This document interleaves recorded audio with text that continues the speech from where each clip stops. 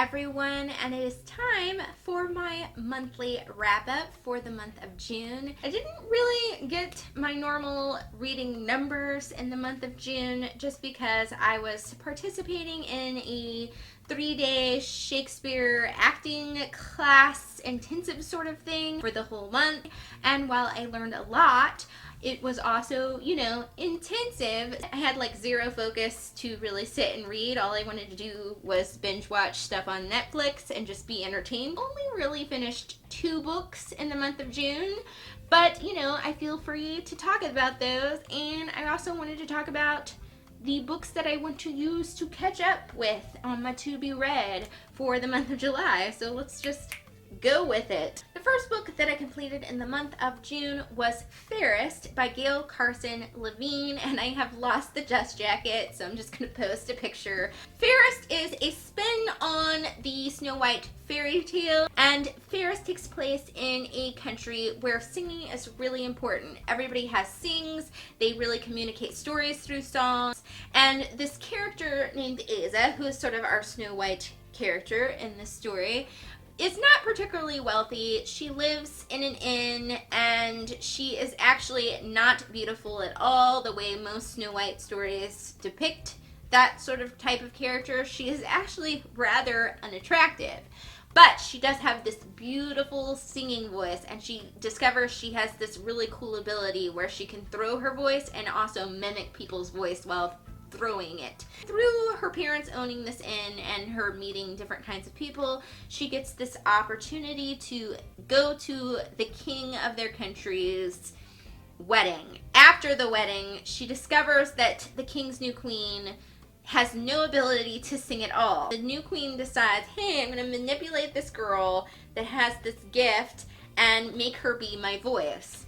And insanity sort of ensues after that. Fairest is one of the books in the Enchanted collection, which includes Ella Enchanted and Two Princesses of Bamar. They are all books loosely based on fairy tales. They are also not particularly interconnected, although I will say if you're going to read Fairest, I would probably read Ella Enchanted first, because they are kind of set in the same world and they do have some sort of connection in terms of world building. And I did really like the book. It was a very fast read. It had a lot of kind of interesting things in it just because it was a very different spin on the Snow White fairy tale, and I liked a lot of what she did to make it different, and I liked seeing the different ways that she kind of tied in the fairy tale. But despite that, I can't say that I loved it as much as I loved Ella Enchanted and Two Princesses of Bamar. It's partially because I don't think I connected with the characters as much in this book, and I also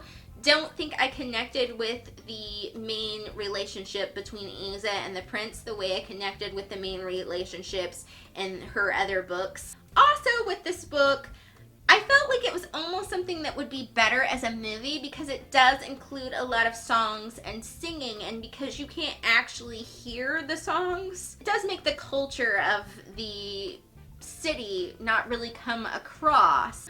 I almost feel like maybe if I tried it in audiobook, I would have really enjoyed it a little bit more, just because I would have been able to maybe get some kind of rendition of what the songs sound like. I will say for this book, I feel like Ella Enchanted and Two Princesses of Bamar are both books that any age can read and enjoy, and this one is definitely more geared towards a younger age group. I don't mind reading that. I like to read that every once in a while. If you're not that type of person, maybe not the book for you. Even though this book wasn't my favorite of the 3 books of Gail Carson Levine's that I've read, it is still really a fun book, so I still gave it 4 stars. The other book that I read in the month of June was Wildflower by Drew Barrymore. Now this is sort of in the memoir section. It's in the memoir genre, but it's not a traditional memoir. So what this book basically is a collection of stories that she's put together of her memories, and they are in no particular order. So I read some reviews on this book, and some people really don't enjoy that format, but I personally thought it was great. First of all, I was listening to it on audiobook, and it was very awesome indeed because she actually read the audiobook herself, so you really got her like energy and what her true thoughts were and feelings were behind the words that she'd written. And also, she reads it in a quite funny way on the comedic elements. So it was quite funny to hear the stories from her point of view and her voice. But in addition, I usually listen to my audiobooks sporadically. I 90% of the time listen to them when I'm coloring my hair every 3 to 4 weeks. And that's if you're reading like a continuing story, it's kind of occasionally hard to keep up with that story. So this format really works if you really like to read stuff or listen to audiobooks kind of sporadically, because you don't have to follow a storyline.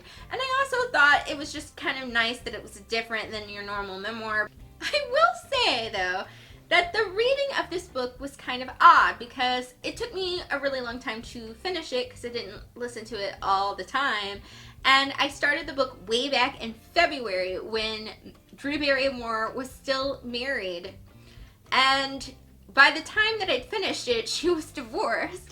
And so it was a very juxtaposition reading experience, because obviously when she wrote the book, her marriage and her life in that marriage was very important to her. So when stories like that came up post-divorce, it was kind of like, oh, how sad. Like, I actually felt very sad.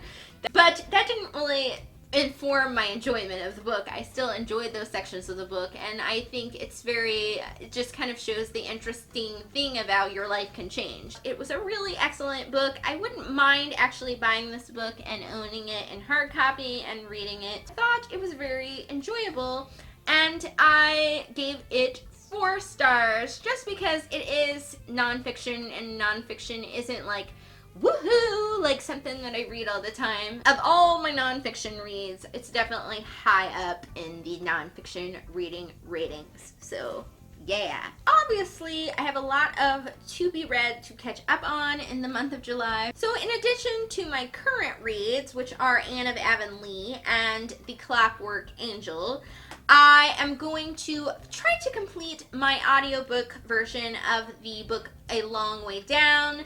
And then my friend decided to loan me some books that she thought I would like, and I'm going to try to complete those because, you want to complete them quick because somebody loaned them to you. So the first one she loaned me was X-Men Noir, and she also loaned me Fool and Serpent of Venice. Both of these are by Christopher Moore, who I've been wanting to read for a really long time because I've heard that his books are really funny, and these ones are kind of based on Shakespeare stories, she says, so she thought I would like them. Hopefully I'll be able to complete all of those if I can, but hopefully at least 4 of those, because that's usually my monthly goal. And yes, that is it for today, and I will see you next week. Thank you for watching. Bye!